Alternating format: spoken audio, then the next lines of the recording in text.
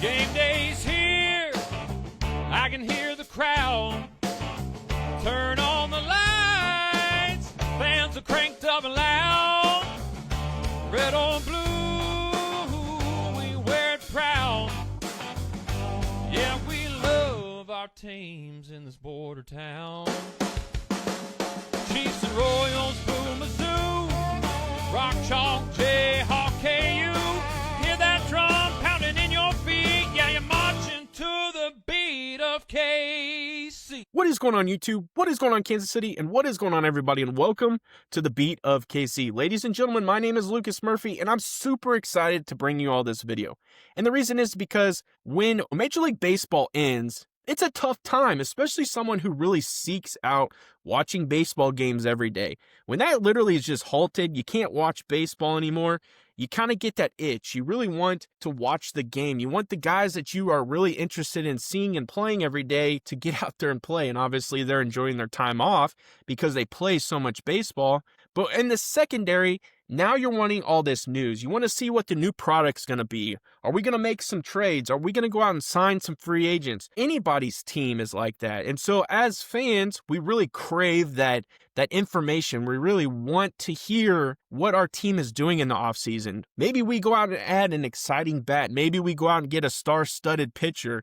You never know. So when this information, the hot stove really gets cooking, you're getting that information. And really, we're heading into one of those times with the general manager meetings in Las Vegas. And you're starting to see more and more information leaked out or discussed through these platforms. And I really want to clarify too, when you see someone say, hey, just for example, according to whoever that may be, they've heard that's what they do. They're beat writers. They report out on this information. So someone has given them the information to say, so-and-so is available. So-and-so is on the market. So-and-so might be going to this place. Those discussions are being had and they get, handed out to these people. So that's why this is good information to really talk about. Now, diving into a more specific, and the person we're going to be talking about heavily in this video is starting pitcher Kris Bubic for the Kansas City Royals. And I think, just me personally, before I really dive into stats and talking about who he is as a pitcher,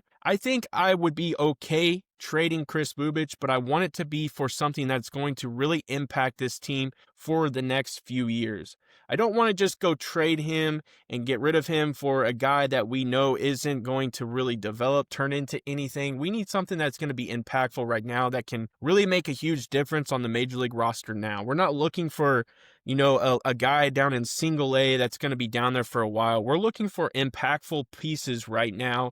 If Kris Bubic truly is available, I want that translate to something that's going to produce now. So let's go ahead and dive in.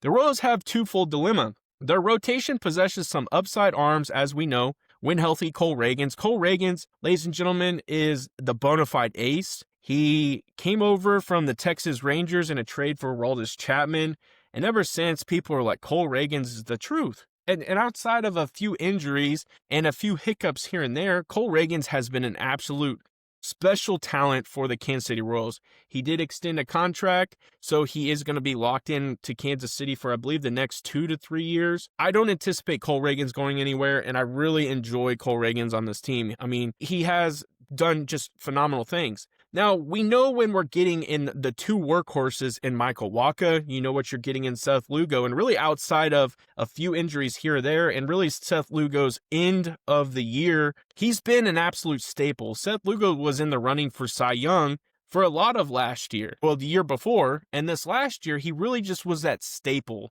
And that's what I would refer to him and Wacha are just staples of the rotation. And then you get to the very young, the youth that are coming up to really kind of bring a new dynamic. The lefty, the local product in Noah Cameron, in the running rookie of the year, I believe he took 3rd or 4th in Noah Cameron. Noah Cameron absolutely shoved from the left side of the mound and was just setting all kinds of crazy, not records, but really kind of doing some crazy things in the first 5 starts. I mean, phenomenal athlete. Just a crazy thing for Noah Cameron. So he's going to be locked in. And if you're trading Noah Cameron, then I don't know what's going on. So that really kind of just leaves us to Kris Bubic outside of maybe a guy like Ryan Bergert or Kolek, who you went out and got from trading Freddie Fermin to the Padres. I mean, you also have Bailey Falter, who you acquired from the Pittsburgh Pirates. So there are some other options, but they're really kind of solidifying on a guy like Kris Bubic, and we'll talk a little bit more about that. Now, the most realistic trade chip for Kansas City is Kris Bubic, or one of those other younger, more controllable arms. While the Royals could explore dealing from their crop of emerging arms, those pitchers are inexpensive and they're also optionable. So that really is something you have to take into consideration, that these guys have all this. They don't cost a lot of money for a small market club, and they have options. So if they come up and they just are not performing, you can send them back down.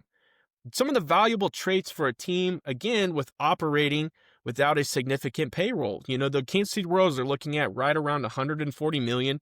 I would expect it to float a little higher, maybe $145, and that's really kind of where they're going to be at.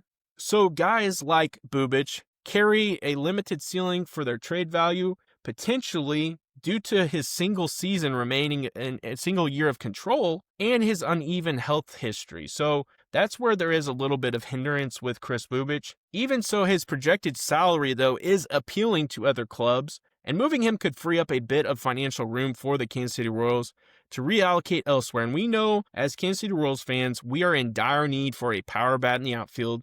There has also been rumors to other positions, so that would free up the flexibility to maybe add more towards your offense since you are so deep on the pitching side. But what also makes Bubich an interesting, asset to other teams is guys like Paul Skeens. And ladies and gentlemen, that name carries so much weight that I almost believe you would have to give up everything, a baseball team has to get Paul Skeens. Like, it would be unreal to trade for Paul Skeens.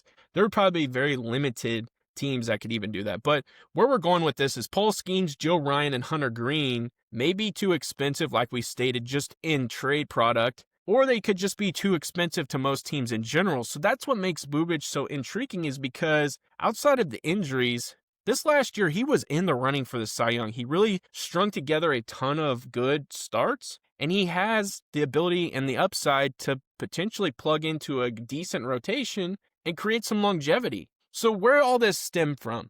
According to Will Salmon of The Athletic, Kris Bubic is drawing trade interest from multiple clubs.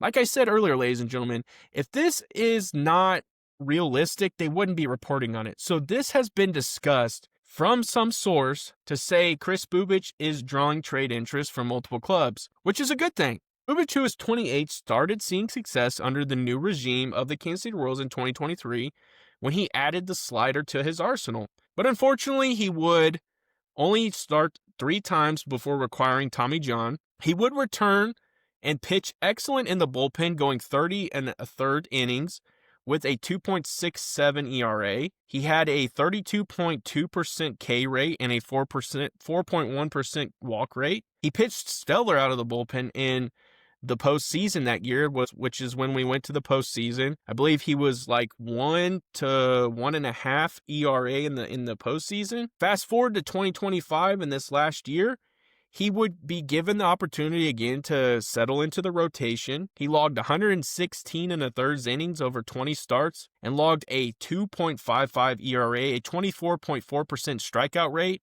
to a very minimal 8.2% walk rate, and a 47.2% ground ball rate. Now, unfortunately, the rotator cuff strain would put him on the injured list at the end of July, and he missed the final 2 months of the season. The injury does not require surgery, which has been reported multiple times, and he would be anticipated to have a regular offseason. So that is good news for a team that might be interested in making a trade for him. In a market that never sleeps, one name rises above the rest. Lisa Miller from Dan Lynch Real Estate. Trusted by hundreds and recognized across the Midwest. She delivers results when it matters the most. With over 13 years of experience and licenses in both Kansas and Missouri, Lisa isn't just selling houses. She's helping you find a place to call home. Whether you are a first-time homebuyer, looking to upsize, or selling your current home, Lisa makes the process smooth and stress-free. As a local expert passionate about building lasting relationships, she ensures her clients feel confident and satisfied every step of the way. Don't wait, your perfect home is just a call away. Contact Lisa today at 913-579-3246 or 913-369-3000 or visit lisamillersaleskc.com. Let Lisa Miller at Lynch Real Estate help you start your next exciting chapter. And let her know the beat of KC, Lucas Murphy, sent you her way. Now, the reason this is kind of all coming about too is it's almost like a timeline of this information is being distributed out to these people to report out to fans. Because ironically, at the same time, Cardinals utility standout Brendan Donovan is shaping to be one of the most intriguing trade chips of the entire offseason. And according to Derek Gould of the St. Louis Post-Dispatch, the Royals and Guardians have already emerged as active suitors, eyeing Donovan's unique blend of contact skills and defensive versatility. Even more interesting, Gould notes that heavyweight contenders like the Yankees and Dodgers pursued him before the trade deadline and early signaled that they could easily circle back now that he's officially on the market. Now, ladies and gentlemen, think about this. Big markets typically go after the big free agents, the big products first. Kyle Tucker, Cody Bellinger, the list could go on and on. They're going to try to really address the huge free agents first, which is where smaller markets like the Kansas City Royals, like many others, can really kind of attack the trade market early and get some of these other guys, even lower tiered free agents first, because let's say the Dodgers and the Yankees compete for Kyle Tucker. But Kyle Tucker decides, hey, I'm going to go ahead and sign this massive 10-year, $400 million contract and go play for the Los Angeles Dodgers. That then leaves a disadvantage for the Yankees, who then would probably turn their sights to a guy like Brendan Donovan if the Royals haven't already attacked. So that's why these are so important to really get out front for a small market club.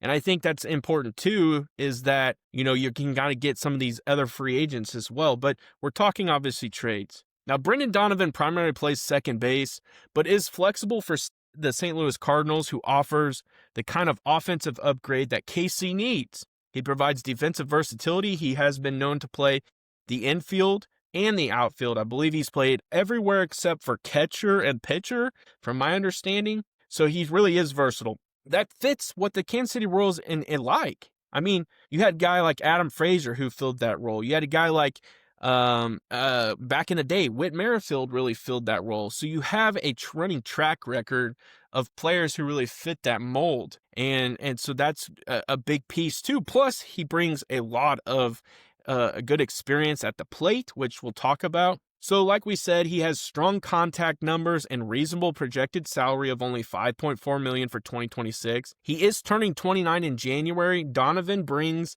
an impressive and well-established major league resume. He's logged 492 big league games and over 2,000 plate appearances, and the production has been anything but ordinary. His 9.1% walk rate is rock solid, ladies and gentlemen. His 13.5% strikeout rate is outstanding. So, the guy just doesn't strike out. And his career slash line of 282, 361, and 411 fuels a 119 WRC plus, meaning that he's been a full 19% better than league average at the plate. On top of that, his versatility is a game changer. Donovan has moved all over the diamond, handling all four infield spots, both corner outfield positions with ease, giving any club a dynamic, reliable, and ultra-flexible weapon. Now, I can speak to Brendan Donovan just a little bit. I had him in fantasy baseball.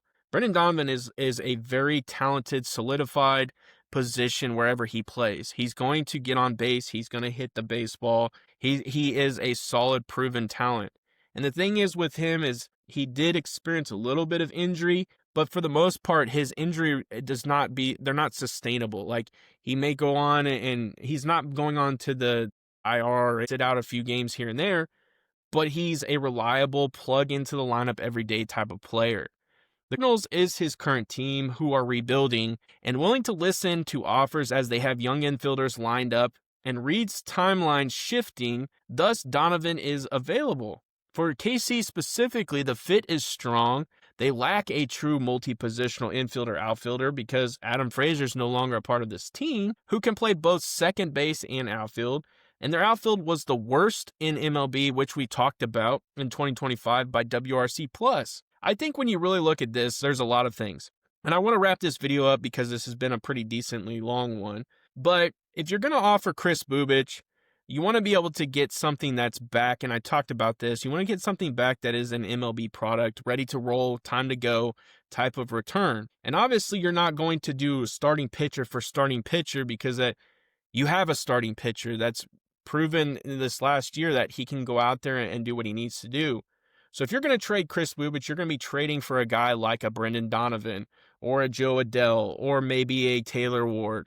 And even some of those cases that could be a little bit heavy because Kris Bubic is a decently proven starting pitcher this last year. Now, he does have history of injuries, things like that, but he showed you that he's capable of doing it is what I'm getting at. So I really believe that if you're going to make a move, you want to make a move with Kris Bubic to a guy like Brendan Donovan. I think what he would provide you would be astounding. He would be able to play multiple positions. So then a guy like Jonathan India isn't necessarily just gone to the wayside. There could be a chance that Donovan plays left field and India plays, base. Donovan is a left-handed batter, so that makes sense. You could have Donovan lead off too. He's a very talented leadoff hitter. And again, you want a guy that can get on base. Those numbers are prevalent there, and they show you that he gets on base. So you're really kind of looking for Donovan to come over. Again, if you're going to acquire talent, it's going to take talent to get. So it only makes sense. Now, Kris Bubic could go for a lot of things. I mean, Kris Bubic could be involved in a Joe Adell trade.